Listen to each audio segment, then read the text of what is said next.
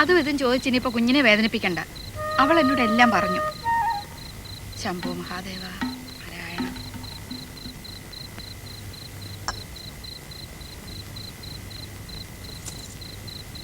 ഇതിപ്പോ ഇത്ര വലിയ ആന കാര്യമൊന്നും അല്ല. എന്റെ മോക്ക് അവനൊരു സമ്മാനം കൊടുത്തെന്നല്ലേ ഉള്ളൂ.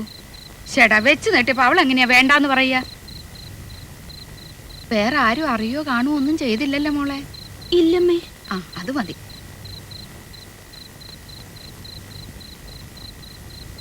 അവൻ അല്ലെങ്കിലും നല്ലവനാ, എനിക്കറിയാം.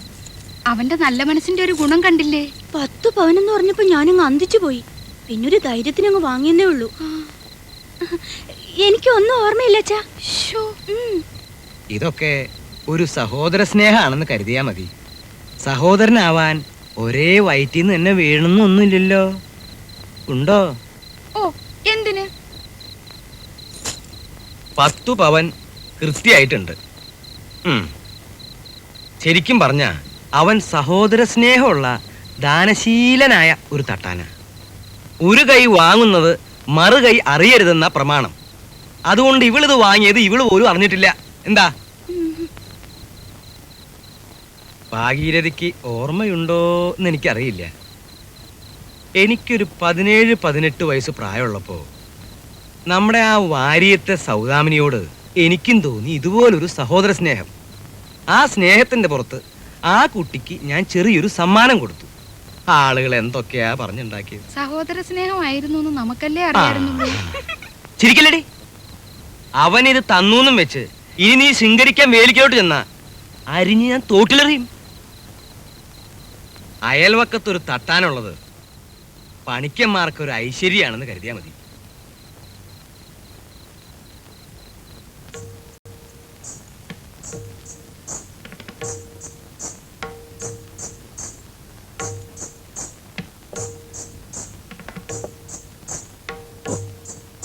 വല്ലാത്തൊരു ചവിട്ടു കാപ്പ. തിരിച്ചങ്ങോട്ട് ചവിട്ടാൻ ഒരു വയ്യും കാണില്ലല്ലോ പടച്ചോനെ.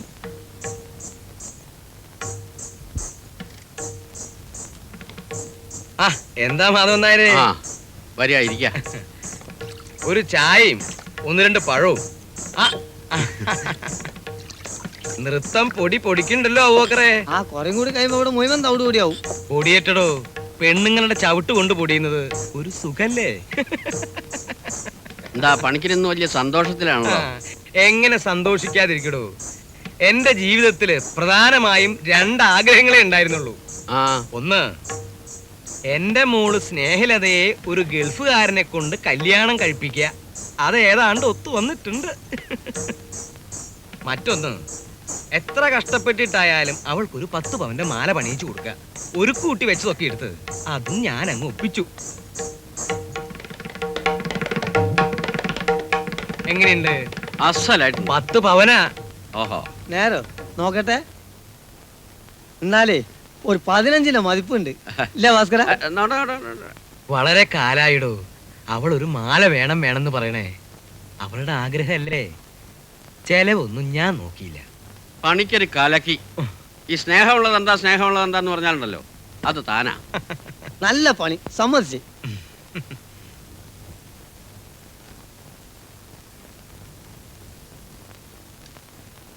തന്നെ കൊണ്ട് പണിയിക്കണമെന്നാ വിചാരിച്ചിരുന്നത്. അതിനിടയില ഭാഗീരഥയുടെ ഒരു സ്വന്തക്കാരി വീട്ടിൽ വന്നു. അവരുടെ അയൽവക്കത്ത് നല്ല തങ്കം പോലത്തെ ഒരു തട്ടാനുണ്ടെന്ന് പറഞ്ഞു. അത് കേട്ടപ്പോ സ്നേഹത പറഞ്ഞു അവൻ മതി. അവൾക്കൊരു ആലോചന വന്നിട്ടുണ്ടേ. ഞാൻ അതിന്റെ തിടുക്കത്തിലാ. താനൊന്ന് വന്നേ, ഒരു കാര്യമുണ്ട്. എനിക്കിടോ വരിക.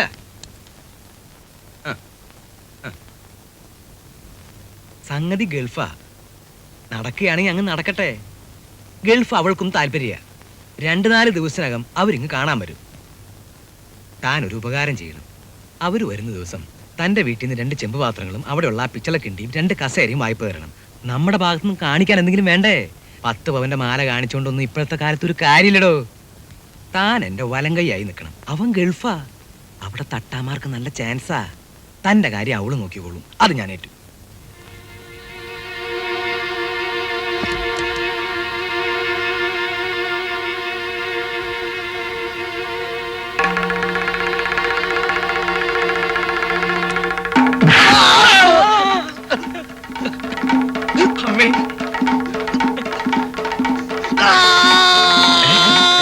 എന്താ എന്താ എന്താ എന്താ എന്ത് പറ്റി? എന്താ ഭാസ്കര? ഇത് അപസ്മാരാണെന്നാ തോന്നണത്. എന്താ എന്താ ഉണ്ടായത്? സാരമില്ല, ഒരു ചെറിയ തലയിട്ടില്ല. ടീച്ചർ പോയി തുള്ളിക്കോളി, ഇത് നമ്മളായിക്കോളാം.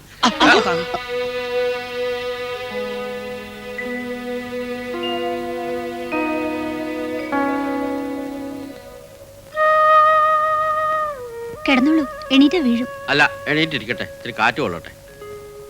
ഇതിങ്ങനെ എപ്പോഴും ഉണ്ടാകാറുണ്ടോ? ഞാനിത് ആദ്യമായിട്ട് കാണുക.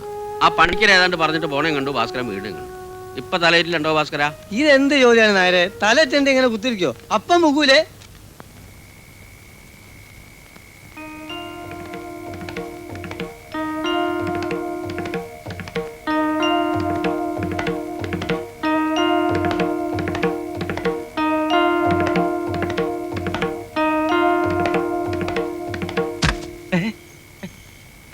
എടി, അവൻ ചാടി.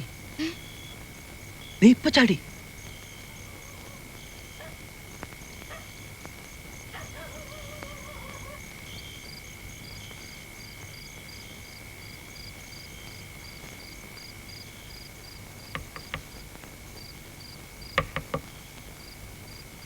സ്നേഹലതേ, സ്നേഹലതേ,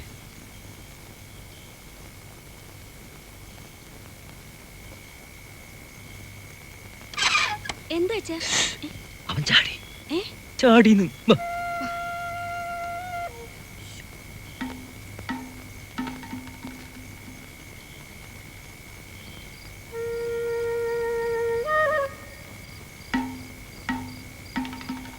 അവനെ കൈയോടെ പിടിച്ച് ആളെ വിളിച്ചു കൂട്ടി ശല്യം തീർക്കണം. 4 കുല തേങ്ങ ഞാൻ വെട്ടിയിട്ടുണ്ട്. അതും കാണിച്ച് തേങ്ങ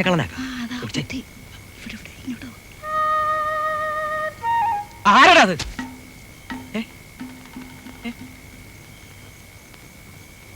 ഇവിടെ ഒന്നും ആരും കാണുന്നില്ലല്ലോ. ഒലക്ക പണ്ടം കണ്ട് നിങ്ങൾ വേലയാടിയത് സ്വപ്നം കണ്ടു കാണും. അതായി ഉറക്കപ്പിച്ച് പറയുന്നത്. അവൻ ചാടുന്ന ശബ്ദം കേട്ടാ എനിക്കറിയില്ലേ?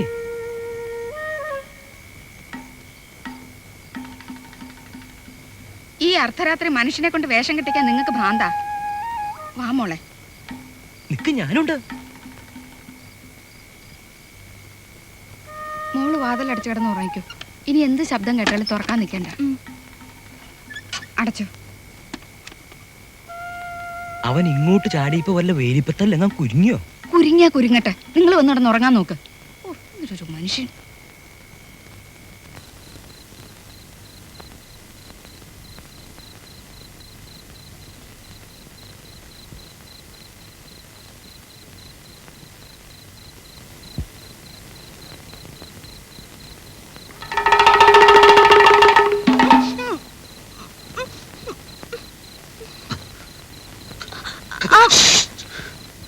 സ്വർണം കിട്ടിയപ്പോ നിന്റെ തന്തക്കും തള്ളക്കും കണ്ണു മഞ്ഞൾ ചൊല്ലടി. നിന്റെ തന്ത വിഷാണെങ്കിൽ ഞാൻ അതിനേക്കാൾ വലിയ വിഷ. ഭാസ്കരേട്ടാ, ഞാൻ ഒന്നും പറയണ്ട. എനിക്കിപ്പോ നിന്നെ വേണമെങ്കിൽ കൊല്ലാം, നശിപ്പിക്കാം. പക്ഷെ ഞാൻ നിന്നെ ഇഷ്ടപ്പെട്ടു പോയി. നിനക്ക് ഒരവസരം കൂടി ഞാൻ തരാം. നാളെ എല്ലാവരും കാണേ ഞാൻ നിന്നെ വിളിക്കാൻ വരും. അപ്പോ എന്റെ കൂടെ എന്റെ ഭാര്യയായിട്ട് നീ ഇറങ്ങി വന്നോളണം. വരണം. എന്റെ ഈശ്വര, ഞാൻ എന്തായി കേക്കണത്? നീ ഏത് പെണ്ണിനെ കെട്ടിയാലും ഇവിടെ ആർക്കും ഒരു വിരോധമല്ല. പെണ്ണേതെന്ന് പറയടാ. വെളിച്ചപ്പാടാണ് എന്റെ മോനെ കൊണ്ട് ഈ കോല കെട്ടിക്കുന്നത്. ഞാനോ? എന്റെ ഭഗവതി, സ്വകാര്യത്തി പോരെ, ആളെ കൂട്ടണോ ഭാസ്കര? നിങ്ങളിങ്ങനെ 24 മണിക്കൂർ മരിച്ച പോലെ കിടന്നു. നമ്മുടെ മോൻ ഭാസ്കരനെ ഏതൊരു പെണ്ണിനെ വിളിച്ചിറക്കി കൊണ്ടുവരാൻ പോണെന്ന്. ഏട്ടന് എന്നോടെങ്കിലും പറഞ്ഞൂടെ? ആരാ ആള്? പറഞ്ഞാൽ നിനക്ക് എന്നോട് ദേഷ്യം തോന്നും. ഒരു ദേഷ്യം തോന്നൂല. സ്നേഹലത ചേച്ചിയാണോ?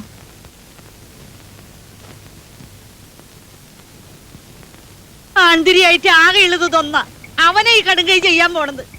എല്ലാവരും കൂടി എന്നെ അങ്ങോട്ട് കൊന്നോ, അതാ ഇതിന് നല്ലത്.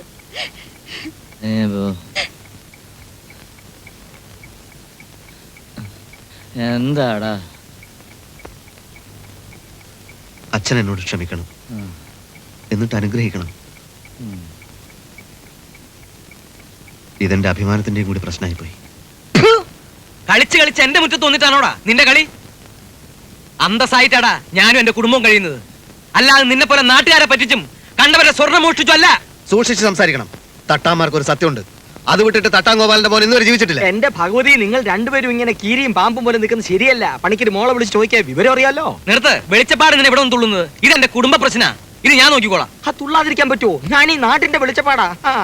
ഏട്ടനിങ്ങ വാ, വഴക്കുണ്ടാക്കണ്ട. അച്ഛനും മോളും എന്നോട് കള്ളക്കളി കളിക്കണ്ട. ഒന്നുകിൽ അവളോട് വാക്ക് പാലിക്കാൻ പറ, അല്ലെങ്കിൽ എന്റെ മാല തിരിച്ചു തരാൻ പറ.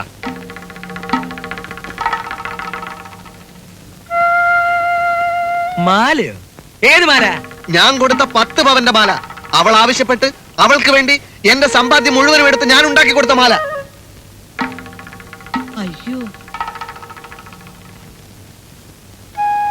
നീ ആണാണെങ്കിൽ ആ മാലി വാങ്ങിച്ചോണ്ട് വാട ഭാസ്കര. മാലയാ? അവൻ എന്റെ മോൾക്ക് ഒലക്കാ കൊടുത്ത്. അവളെ ഈ വയറ്റിലാ ജനിച്ചത്. നിന്റെ വയറ് വരെ വീതി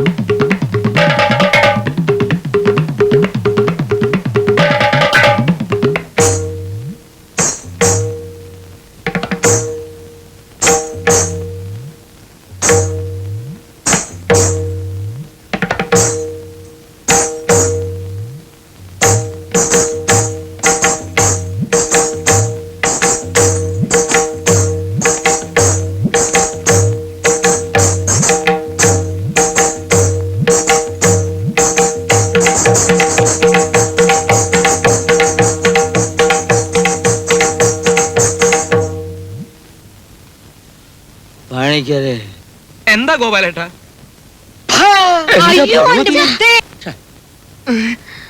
എന്താ പണിക്കരെ ഈ ബഹളമൊക്കെ? നാട്ടുകാർ മുഴുവൻ കണ്ടുകൊണ്ട് നിൽക്കുകയല്ലേ. എന്റെ സ്ഥാനത്ത് നിങ്ങളായിരുന്നെങ്കിൽ ഇവിടെ കൊലപാതകം നടക്കും. അവര് തമ്മിൽ മുഹബത്തിലാണെങ്കിൽ സംഗതി വിളിച്ച് ചോദിക്ക്, അപ്പൊ അറിയാല്ലേ. അതെ, അവളെ വിളിക്ക്. എന്നിട്ട് എന്നെ മുഖത്ത് നോക്കി അവള് പറയട്ടെ ഞാൻ അവൾക്ക് മാല കൊടുത്തിട്ടില്ല. ഞങ്ങൾക്ക് ഇവിടെ ആരെയും ബോധ്യപ്പെടുത്തേണ്ട കാര്യമൊന്നും ഇല്ല. എന്ന് പറഞ്ഞാൽ എങ്ങനെയാണ്? ഒന്ന് വിളിக்க പഠിക്കരുത്, വെറുതെ മനുഷ്യനെ ബുദ്ധിമുട്ടിക്കല്ലേ. ഇങ്ങളെന്താണ് വേദാണ്? ഓളെ വിളിക്കേ. വയസ്സ് കഴിഞ്ഞ ഒരു പെണ്ണിന്റെ തീരുമാനത്തിന് ഇവിടെ വിലയുണ്ട്. ഓളെ വിളിക്കാണ്ട് ഈ കേസ് തീരൂല. ആരും ബഹളം വെക്കണ്ട.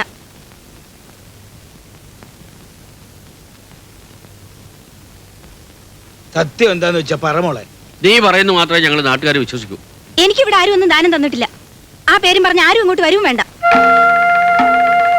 അങ്ങോട്ട് മാറിക്ക്. തൃപ്തിയായില്ല എല്ലാവർക്കും? ഞങ്ങളും മനുഷ്യരാ, ഞങ്ങളും പിഴച്ചോട്ടെ. കള്ളി എന്റെ നെഞ്ചത്താണ് നീ കുത്തിയത്. 10 പവൻ എനിക്ക് പുല്ലാടി. സ്വർണം കണ്ടപ്പോ കണ്ണു മഞ്ഞളിച്ച് നിന്റെ മോളെ എനിക്ക് വേണ്ടടാ. എല്ലാം കണ്ടോണ്ട് മേലെ ഒരാളുണ്ടെന്ന് ഓർത്തോ? അനുഭവിക്കും.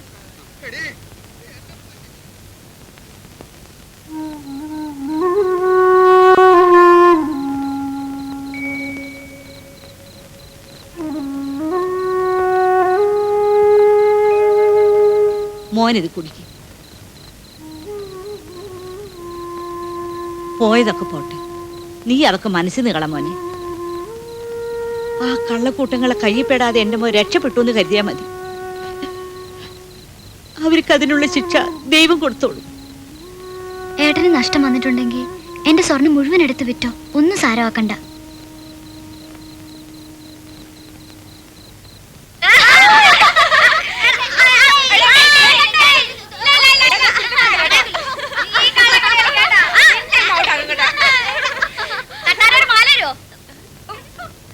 അത് നമുക്കൊന്നും തരില്ലടാ, പെണ്ണുങ്ങൾക്കല്ലേ കൊടുക്കുള്ളൂ.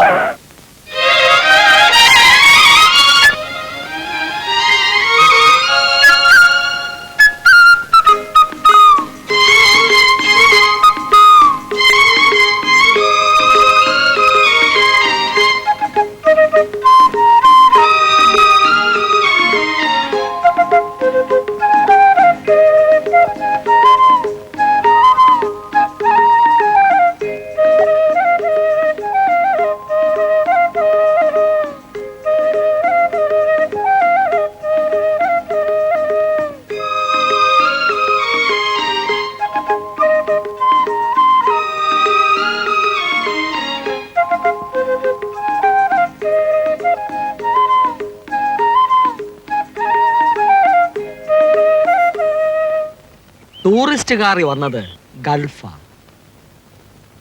ചെറുക്കന് പെണ്ണിനെ ഇഷ്ടപ്പെട്ടാൽ ഈ മാസം തന്നെ കല്യാണം നടത്തുമെന്നാ കേട്ടത്.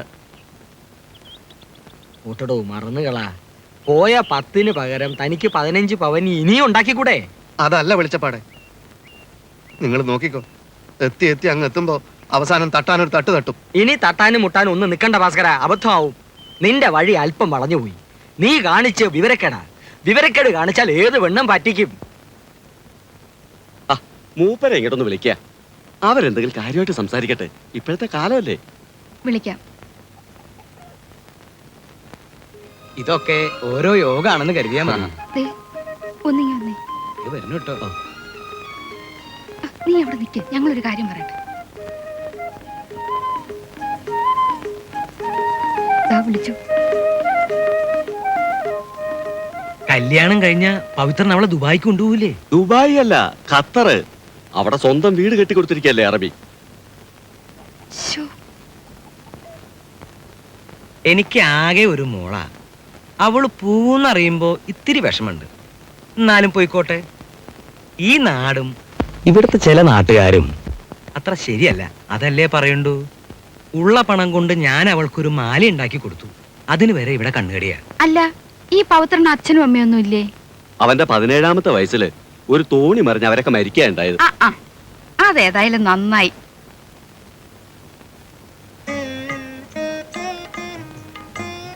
ലതയെ കാണാനാ ഞാൻ വന്നത്. കണ്ടു, ചായ കുടിച്ചു. ചായ നന്നായിട്ടുണ്ട്. അത് അമ്മ ഇട്ടത്. ഇത് കുടിച്ചപ്പോഴേ തോന്നി അവൾക്കും ആ കൈപ്പുണ്യം കാണുമല്ലോ. എനിക്ക് സ്വന്തമെന്ന് പറയാൻ പോലും ആരുമില്ല. വലിയ പേരെടുത്ത് മരിച്ച ഒരു ജോത്സ്യനാണ് എൻ്റെ അച്ഛൻ. ലത കേട്ട് കാണും, കൊല്ലൂർ രാഘവ പണിക്കർ. ലതയെ പോലൊരു പെണ്ണിനെ എനിക്ക് കിട്ടുമെന്ന് അച്ഛൻ രാശി വെച്ച് പറഞ്ഞ് എനിക്ക് ഇപ്പോഴും ഓർമ്മയുണ്ട്. ഇപ്പൊ തന്നെ എൻ്റെ കൂടെ വരുന്നോ അതോ കുറച്ച് ദിവസം കാക്കുന്നോ?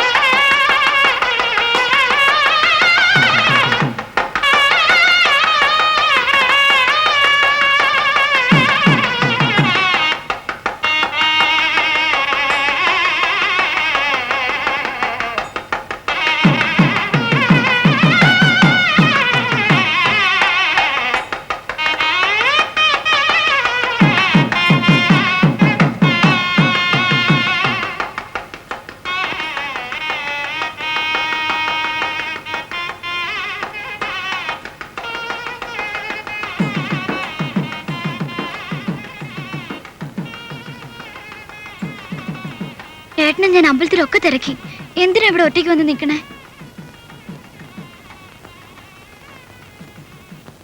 ആ കല്യാണം നടന്നു എന്ന് വെച്ച് ഏട്ടൻ ഇനി അബദ്ധമൊന്നും കാണിച്ചേക്കരുത്.